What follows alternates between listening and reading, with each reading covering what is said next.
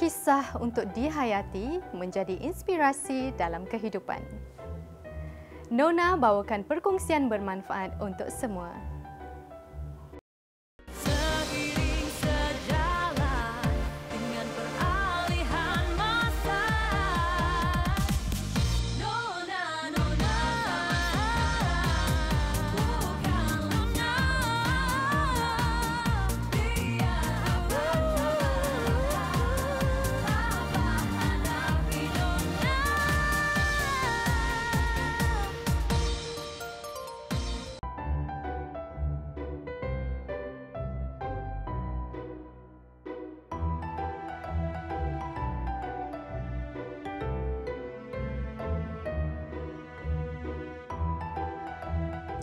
Assalamualaikum dan selamat bertemu kembali buat semua penonton Nona. Menikmati waktu hujung minggu bersama keluarga adalah momen yang membahagiakan.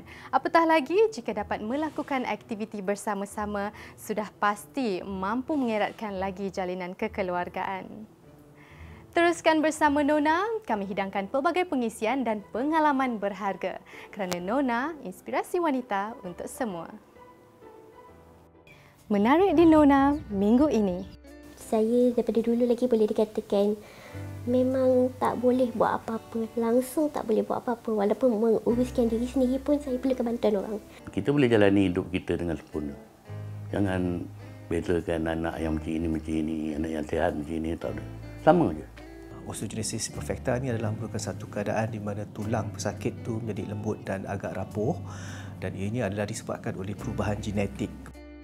Fokus untuk kuliah tahun ini saya buat simple dan santai untuk mereka-mereka yang suka bersahaja. Boleh tengok dekat beg saya, semua detail dia adalah jahit tangan sendiri. Hai, saya Fazah Nawi. Untuk mengetahui perkembangan saya sekarang, saksikan Nona hanya di TV3.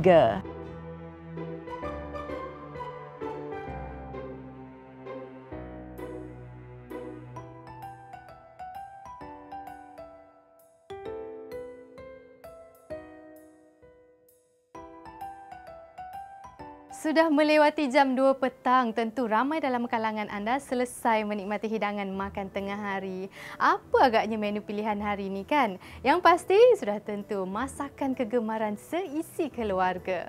Minggu ini, Nona bakal berkongsi resepi istimewa dari bumi Kenyalang. Pelbagai menu tradisi yang unik dan istimewa menjadi identiti masyarakat Sarawak. Antara hidangan yang popular adalah laksa Sarawak yang sentiasa menjadi pilihan pelancong yang datang berkunjung.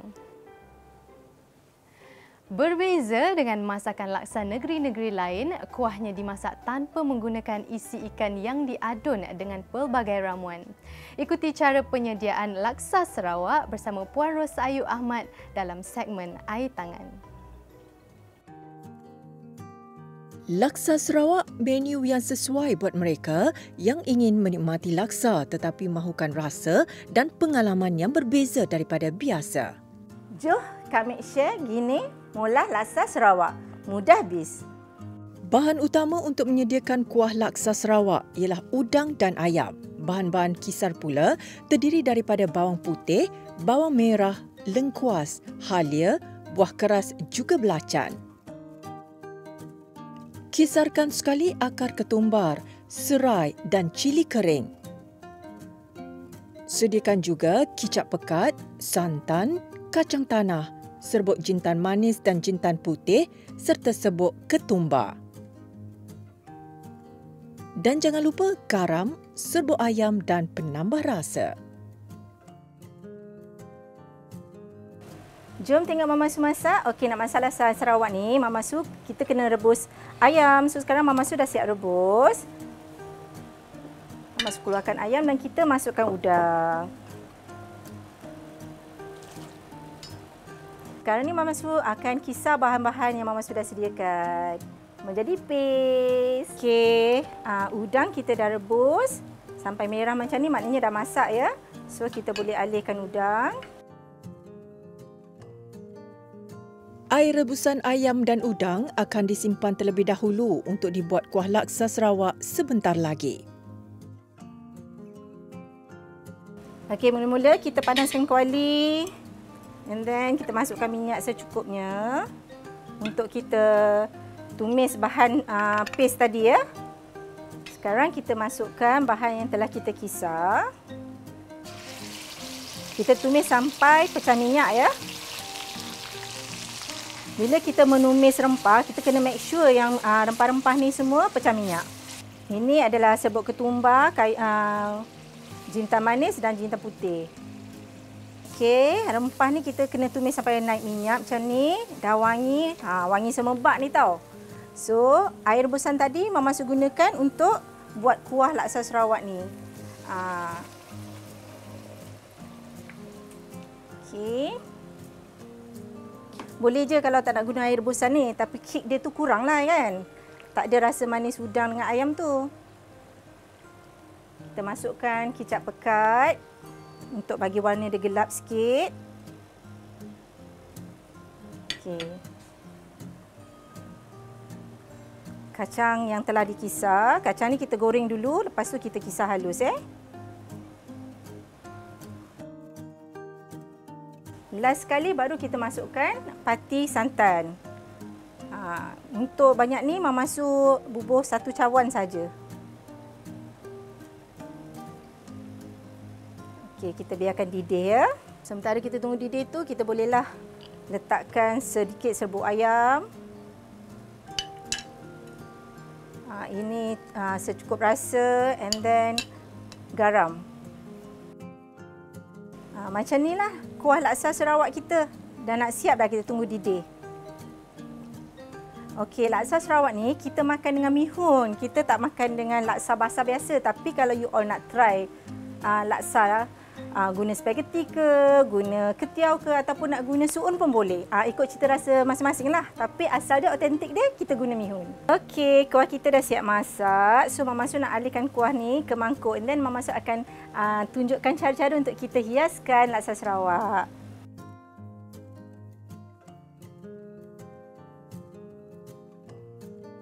Okey, sekarang Mama Su nak tunjukkan cara kita hidang laksa Sarawak. Kita gunakan mihun dan topping dia kita letak irisan ayam yang dicari, ayam yang kita rebus tadi tu, udang, tauge, telur dadah dan sambal belacan. Kalau kita nak letak limau, kita boleh letak limau dan sedikit daun ketumbar. Barulah kita letak kuah di atas. Pelbagai jenis bahan dan perenca lain boleh digunakan sebagai penambah rasa mengikut cita rasa masing-masing. Mudah nak, camtok, kita orang bolehlah mencuba resipi bersama family. Yuk mencuba! Anda tidak perlu terbang ke bumi Kenyalang untuk menikmati juadah istimewa ini. Resipi yang sememangnya mudah dan cepat ini mungkin menjadi antara hidangan kegemaran anda sekeluarga. Pastikan anda mencubanya.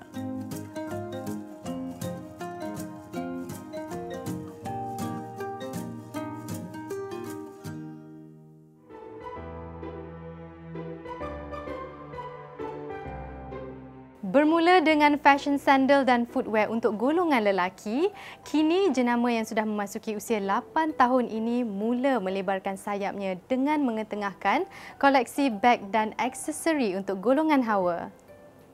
Segmen trend berkongsi pelbagai rekaan daripada kulit jenama Nazifi Nasri. Mula mencuburi industri fashion berasaskan barangan daripada kulit sejak 2014, Nazifi Nasri memfokuskan kepada pembuatan sandal dan beg buat golongan lelaki dan wanita yang ingin tampak santai.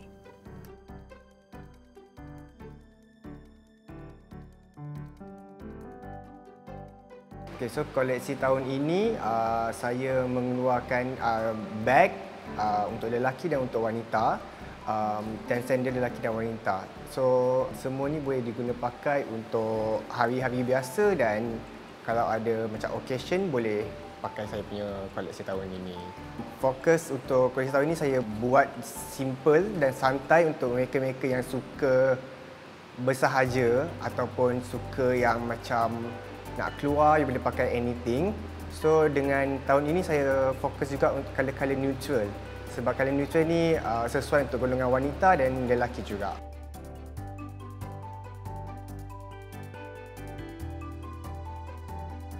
Perincian jahitan tangan dan penggunaan kulit yang berkualiti dalam menghasilkan produk menjadikan jenama ini istimewa dan berbeza daripada jenama yang lain. Saya punya beg mostly adalah jahit tangan. So kalau boleh tengok dekat beg saya, semua detail dia adalah jahit tangan sendiri dan saya fokuskan expect jahitan tu tangan. So dia sangat special untuk beg-beg saya dan untuk selesa saya menggunakan tapak yang agak tebal dan foam yang tebal untuk mereka yang utamakan keselesaan. Mengambil inspirasi dari zaman dahulu, jenama ini bermain dengan gaya tali dalam menghasilkan koleksi sandal mereka. Warna gelap dan neutral menjadi pilihan agar dapat digayakan dengan pelbagai jenis penampilan.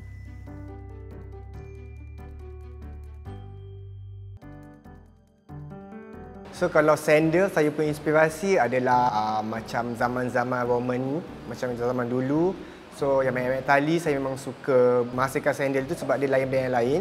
Dan colour-colour saya akan pemilihan colour gelap sebab colour gelap senang untuk match dengan anything apa yang dipakai. Dan kalau bag pula, inspirasi saya adalah manusia. Saya suka tengok manusia, apa yang mereka pakai, perwatakan mereka. So dari situ saya boleh develop or create something based on apa yang saya inspirasikan. Kreatif dan inovatif, itulah perkataan yang tepat untuk menggambarkan koleksi kali ini. Rekaan beg yang menarik dan boleh diperagakan dengan pelbagai cara juga gaya ini sememangnya memudahkan si pemakai untuk kelihatan minimalis, santai dan bergaya. Nama dia anyaman. So anyaman ni kita ada macam 4 color, ada hitam, coklat, color neutral. So beg ni boleh digunakan untuk lelaki dan wanita. Dan beg itu adalah jahitan tangan sepenuhnya. Tepi-tepi tu you boleh tengok dia memang jahitan tangan. And you boleh buat sling bag ataupun you boleh pegang as a clutch bag. Itu dia lebih santai, dia bulat. So instead of bag petak, kita buat bag bulat. Size dia lebih besar dan boleh isi banyak barang lah. Mostly bag macam bentuk normal, petak. Dan saya rasa macam okay, buat something lain lah, buat bulat juga. Putih tu dia untuk, kita fokus untuk golongan wanita lah.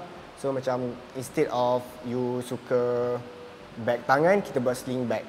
Sling bag macam senang nak ke mana-mana saja dan santai. So yang last tu is a shoulder bag. Dia lebih santai dan tu untuk macam relax punya bag lah. Saya panggil macam itu juga macam one of the best seller of my brand. And then saya keluarkan tahun ini koleksi ni 10 color untuk itu. Daripada color cerah ke color neutral. Saya rasa sandal saya banyak fokus lelaki sebab lelaki sangat susah nak cari sandal. So sandal yang banyak tali macam adalah one of the best seller yang banyak tali. Yang perempuan pula color kita akan main color neutral sebab saya rasa perempuan lebih gemarkan color neutral daripada hitam. Kalau lelaki saya fokus kepada color gelap. Kalau perempuan kita bagi cerah sikit. Bermula dari dunia perniagaan ke dunia peragaan, Nazifi ingin memastikan produk yang dihasilkan mampu dimiliki oleh semua golongan usia.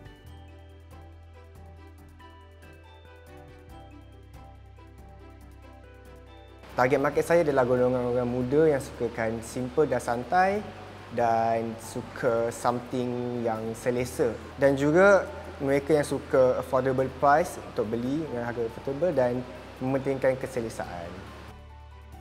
Ingin menerokai dunia fashion dengan lebih meluas dan mendalam, Nazifi berhasrat untuk membawa produk buatan Malaysia kepada suatu tahap yang lebih tinggi.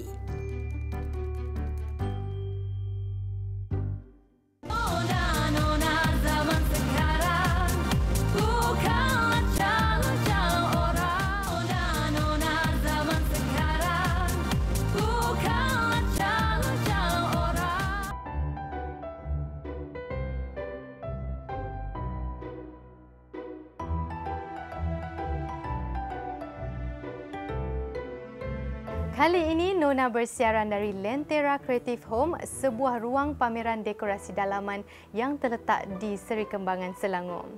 Sudut ruang yang disusun atur di sini dilengkapi dengan aksesori rumah dan kelengkapan kediaman yang berkonsepkan modern contemporary sesuai dengan cita rasa masa kini. Setiap sudut juga dihias indah dengan pelbagai cita rasa untuk memberi garapan idea dan ilham bagi mereka yang gemar dan ingin mendekorasi kediaman masing-masing.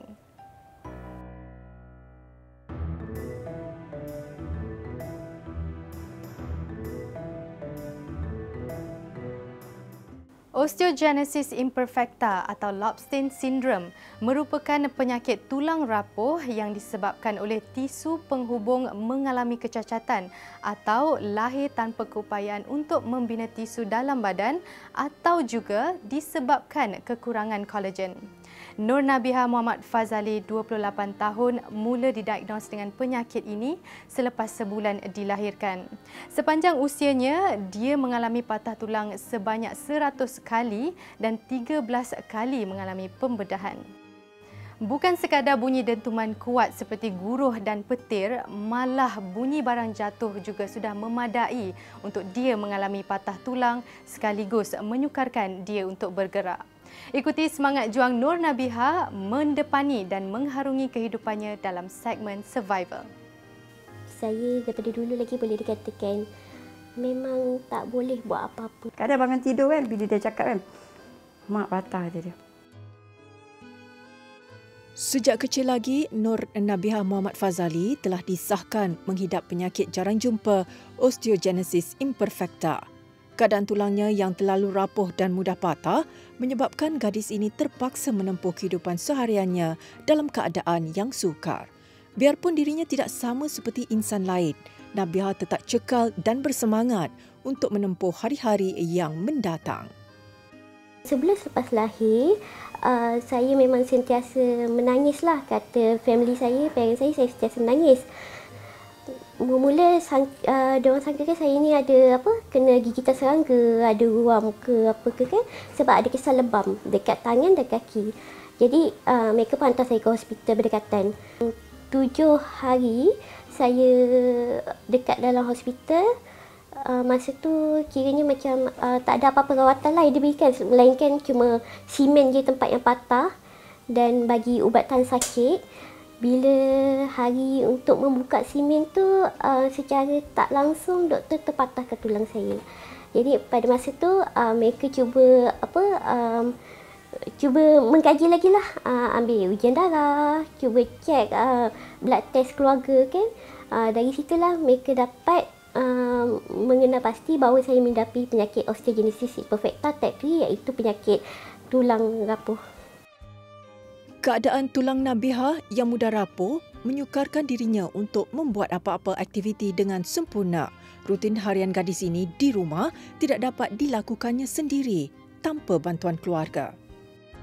Saya daripada dulu lagi boleh dikatakan memang tak boleh buat apa-apa, langsung tak boleh buat apa-apa. Walaupun menguruskan diri sendiri pun saya perlukan bantuan orang. Apatah lagi saya nak nak pegang barang ke barang berat, saya nak bergerak ke sana ke sini, memang saya tak boleh. Saya nak pergi bermain macam kadang-kadang lain, nak keluar rumah, nak jumpa kawan-kawan pun tak boleh juga. Memang kalau ikutkan banyak down daripada dulu lah. Sebab dari kecil duduk baring dekat katil je. Bila baring dekat katil tu macam orang fikir macam mana dia boleh survive. Keadaan Nabiha umpama bayi yang perlu dijaga dengan rapi. Segala keperluannya harus diuruskan bagi mengelakkan tulangnya patah dan menjadi lebih kritikal. Dia macam kanak-kanak lain. Dia nak baby, dia nak menyerap, dia nak mengangkat. Tapi dalam proses tu, dia akan patah.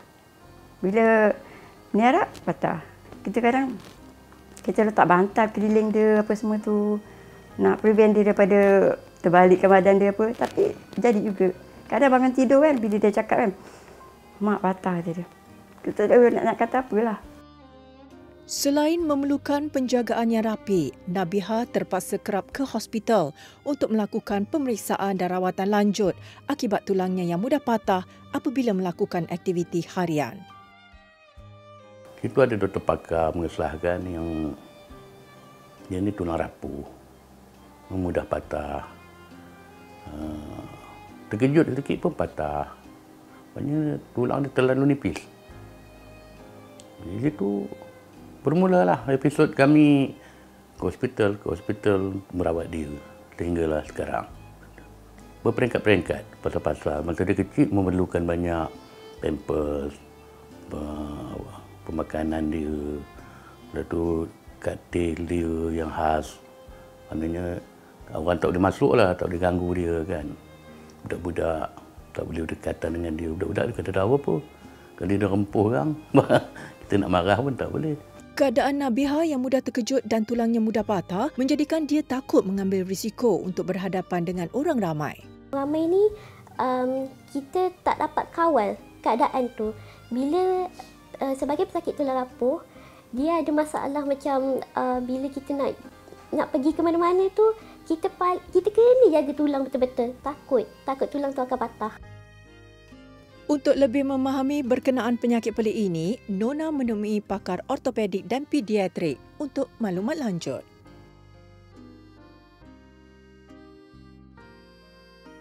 Ini mempunyai ciri-ciri klinikal yang bersesuaian dengan satu keadaan yang kita panggil osteogenesis imperfecta. Osteogenesis imperfecta ini adalah merupakan satu keadaan di mana tulang pesakit itu menjadi lembut dan agak rapuh, dan ianya adalah disebabkan oleh perubahan genetik pada salah satu kolagen yang membentuk tulang, iaitu kolagen jenis 1, yang mana ianya menyebabkan kualiti tulang itu berubah dan tidak sama seperti kualiti tulang yang normal. Disebabkan oleh perubahan kolagen tersebut, apabila pesakit ini dia semakin membesar, kita akan dapati bahawa tulang dia tu menjadi bengkok. Ianya disebabkan tulang tersebut tidak mampu untuk menampung kekuatan otot yang menarik tu. Jadi tulang tu nak membesar, tetapi sebabkan otot tu lebih kuat daripada tulang, jadi semakin dia nak membesar tu, tulang tu jadi semakin bengkok. Bagaimanapun kalau UI yang agak teruk, agak severe, contoh macam Nabihah kan, so mungkin apa yang kita matlamatkan ialah untuk membantu dia bergerak supaya dia boleh berfungsi seberapa baik yang boleh. So ianya bukannya sesuatu yang mudah, tapi ianya memerlukan komitmen lah daripada pihak doktor, pihak ahli sains kesihatan bersekutu seperti fizioterapis, okupaterapis, dan juga daripada pihak pesakit dan keluarga jugalah. Pesakit yang menghidap penyakit jarang jumpa ini memerlukan sokongan daripada masyarakat. Dengan semangat yang diberikan, sedikit sebanyak mampu membantu pesakit meluahkan perasaan. Individu yang lahir dengan penyakit jarang jumpa tidak seharusnya orang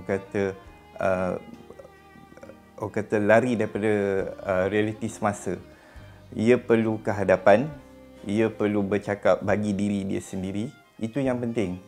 Kerana sekiranya anda tidak bercakap ataupun individu yang lahir dengan penyakit jarang jumpa tidak bertindak seperti masyarakat biasa, masyarakat awam, ia akan didiskriminasi, dan itu tanggungjawab utama bagi individu penyakit jarang jumpa.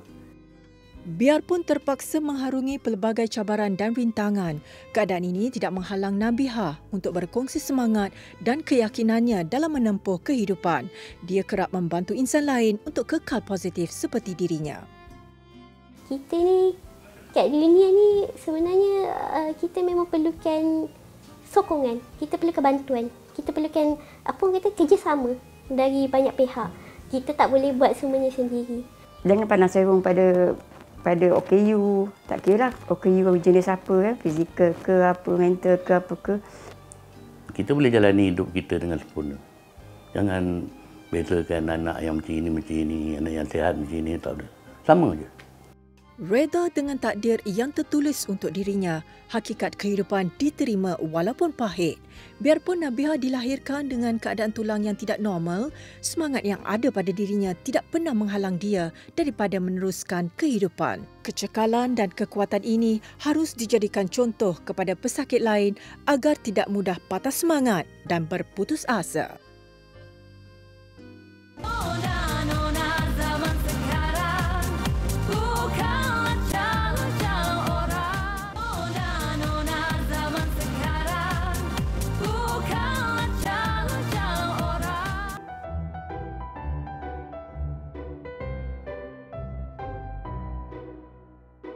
Fauziah Fatimah Nawi atau lebih dikenali sebagai Fauziah Nawi memulakan karier seninya sejak tahun 70-an lagi.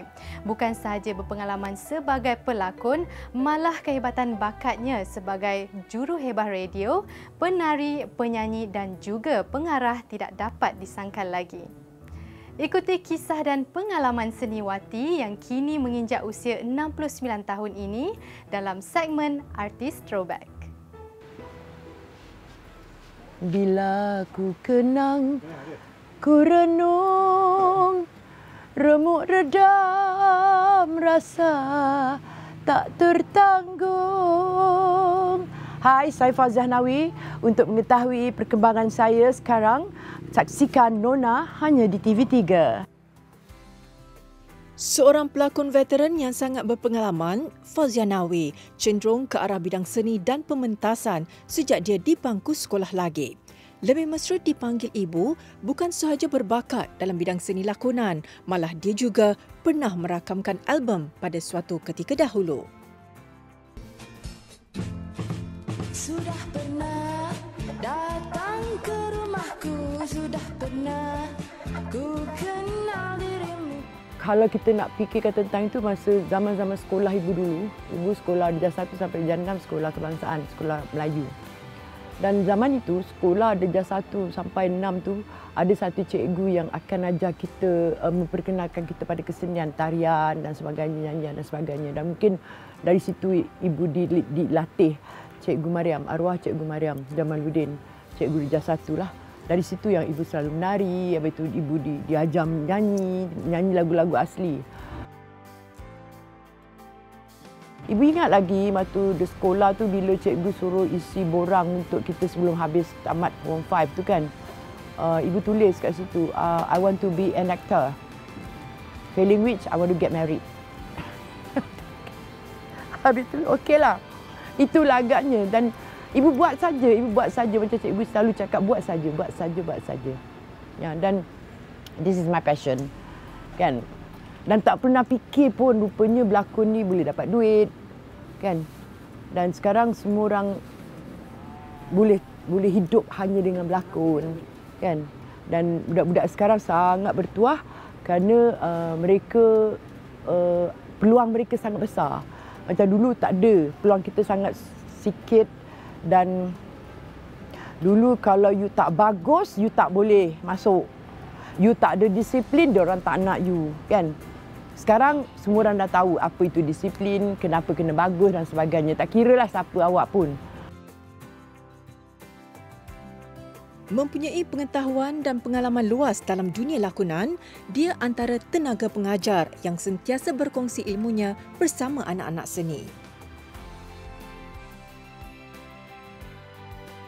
Ibu tak sangka pula dari sini ibu jadi guru lakon. Kan syarikat-syarikat produksi akan appointed ibu jadi diorang punya acting coach dan sebagainya. Dan rupanya ibu suka. Kerja itu ibu suka. Membantu orang mencari karakter mereka. Itu satu perkara yang sangat menyeronokkan ibu lah. Biarpun kini hampir menginjak ke usia 70 tahun, sedikit pun tidak pernah mematahkan semangat Ibu Fauziah untuk terus menimba ilmu. Kini, dirinya berjaya menggenggam segulung ijazah sarjana dalam dunia lakonan dan memiliki diploma dalam bidang pengarahan. Dan ada dua perkara yang terjadi dalam hidup saya yang saya rasa saya boleh senyum kerana bapa nak saya melanjutkan pelajaran dan saya tak nak. Saya nak sangat seni ini. Tapi akhirnya atas dorongan adik-adik, dia kata kalau kau tak ada paper, you are nowhere. Dan saya ambil kat Open University, kemudian saya masuk untuk saya dapat master in acting in industry punya. Dan kemudian terbaru ialah saya ambil diploma untuk pengarahan dan saya adalah student terbaik kan. Itu yang paling manis. Dan pada saya memakai jubah tu, menerima scroll tu, itu lebih indah daripada saya menerima anugerah Best Supporting Actor ke apa ke. Dia lain. Dan saya kata, okey bapa, aku dah buat. Menjadikan Ibu Fauzianawi sebagai idolanya dalam dunia lakonan, Shah Iskandar banyak menimba ilmu bersamanya. Bekerja dengan ibu ni adalah satu luxury untuk saya kerana ini adalah kali ke-6 atau 7 saya bekerja dengan dia. Buat kali pertama, saya menganggap dia sebagai satu idola lakonan, teacher lakonan. Dan dia agak strict masa tu. Tapi selepas kita dah belajar dari segi macam mana kita nak menyesuaikan diri dalam set dengan pelakon-pelakon yang senior ataupun junior, saya suka sangat digandingkan dengan ibu kerana saya banyak belajar banyak sangat. Daripada segi lakonan tu tak payah cakap lah, tapi dari segi macam mana kita nak menyesuaikan diri. Jadi dia akan sikit sebanyak akan cerita macam mana kita nak relevankan diri kita sebagai seorang pelakon. Sebab pelakon sentiasa akan ada ramai, makin lama makin yang baru-baru semua. Macam mana kita nak kekalkan diri kita dalam industri. Akan ada yang melihat perkara ini, keadaan kita bekerja, suasana kerja kita, kemudian konten kita. Saya harap kita akan pergi lebih jauh dari sekarang, kan, dari apa yang kita ada. Sebab kita boleh pergi sebenarnya, kan. Jadi kena kerja betul, sistemnya kena betul. Pelakon veteran ini sememangnya antara satu contoh terbaik buat semua penggiat seni tanah air yang mahu berjaya dalam bidang yang diceburi.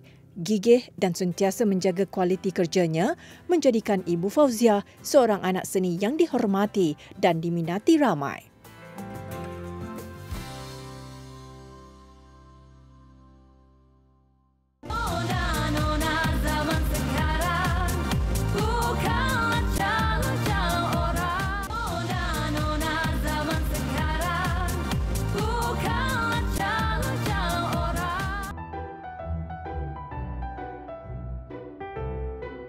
Mansora atau dikenali sebagai Bumi Al-Jazirah Al-Wad merupakan sebuah kawasan yang popular dengan pertanian. Kaya dengan hasil tanaman seperti aprikot, anggur dan limau, banyak lokasi menarik yang boleh dikunjungi di sini. Antara daya tarikannya, Museum Dar al-Luqman Mansora, Masjid Mawafi dan Sungai Nil yang penuh dengan khazanah sejarahnya. Bersama Syarul Badriah Aminuddin, penuntut ijazah sarjana muda perubatan dan pembedahan di Mansora University, berkongsi penjelajahannya di Mesir. Kota Mansora merupakan sebuah kota yang terletak di Republik Arab Mesir. Mansora dalam bahasa Arab bermaksud menang. Ia juga dinamakan bersempena dengan kemenangan Mesir semasa Perang Salib yang ke-7. Selain menawarkan pelbagai tempat menarik untuk dilawati, suasananya yang indah dan mendamaikan mampu untuk menarik pelancong berkunjung ke sini.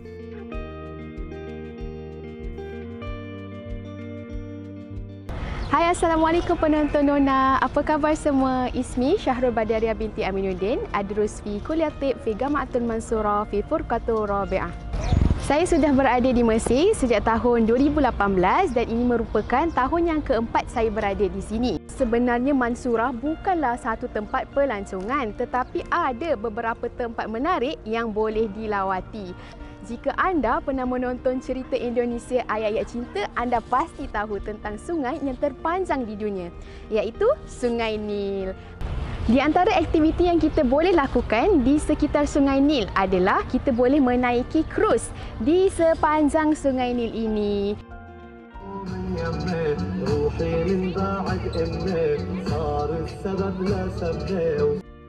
Bagi mereka yang meminati sejarah, Museum Dar al-Luqman Mansora merupakan lokasi menarik yang wajib dikunjungi. Selain reka bentuknya yang unik, museum ini juga menawarkan pelbagai sejarah lama untuk dihayati. Sebenarnya, tapak muzium ini merupakan rumah kepada Qadi Ibrahim bin Luqman. Di sinilah tempat di mana Raja Perancis dikurung kerana telah kalah dalam peperangan salib yang ke-7. Susulan daripada kekalahannya dan juga tentera salibnya menentang tentera Islam pimpinan Baibars. Bersebelahan dengan muzium ini pula merupakan sebuah masjid yang dinamakan Masjid Muwafi. Masjid ini merupakan antara masjid yang tertua di Mansurah kerana ia telah wujud bersama-sama dengan rumah Qadi Ibrahim bin Luqman. Masjid ini telah dibangunkan semula pada abad yang ke-19 untuk menampung jumlah jemaah yang ramai. Selain daripada itu, sebenarnya masjid ini juga telah menjadi tempat majlis-majlis ilmu sejak daripada dahulu lagi. Jadinya masjid ini mempunyai signifikan yang sangat besar di Mansurah. Bagi yang ingin membeli belah dengan harga yang berpatutan, pastikan anda tidak melepaskan peluang untuk berkunjung ke Sikah El Gadida. Baiklah, sekarang kita berada di Sikah Al Gadida. Ia merupakan salah satu tempat untuk membeli barangan bagi penduduk di Mansurah.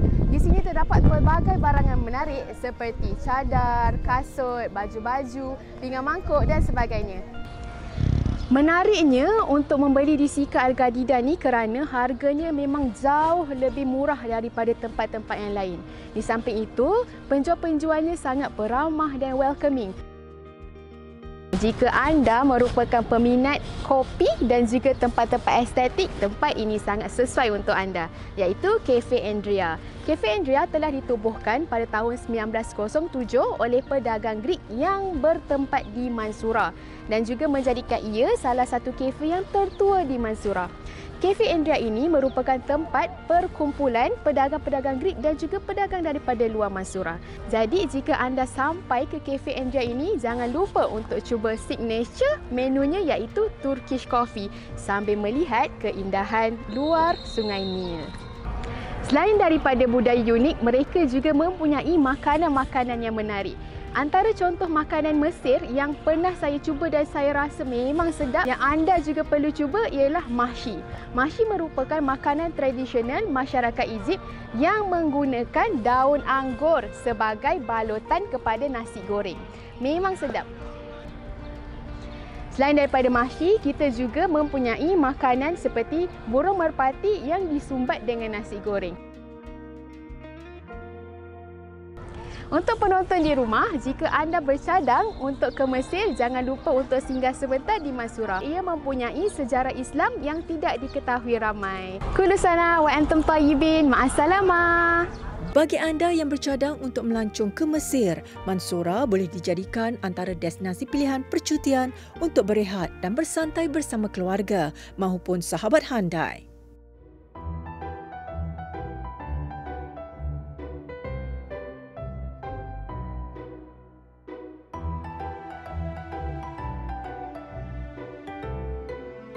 Perubahan hidup yang dilalui saban tahun pasti mampu mematangkan diri. Biarpun zaman berubah, nilai jati diri sebagai manusia yang baik jangan diubah. Hiduplah dengan rasa cinta, penuh kasih sayang dan mensyukuri nikmat kebahagiaan demi mengukuhkan ikatan kekeluargaan. Baiklah, hampir sejam bersiaran, Nona sudah pun tiba di penghujungnya. Terima kasih sekali lagi diucapkan kepada Lentera Creative Home kerana sudi menerima kunjungan kami pada minggu ini. Seperti biasa, jangan lupa layari laman Facebook, Instagram dan TikTok kami di TV3 Nona. Pastikan temu janji anda bersama kami di minggu hadapan. Nona, inspirasi wanita untuk semua. Assalamualaikum.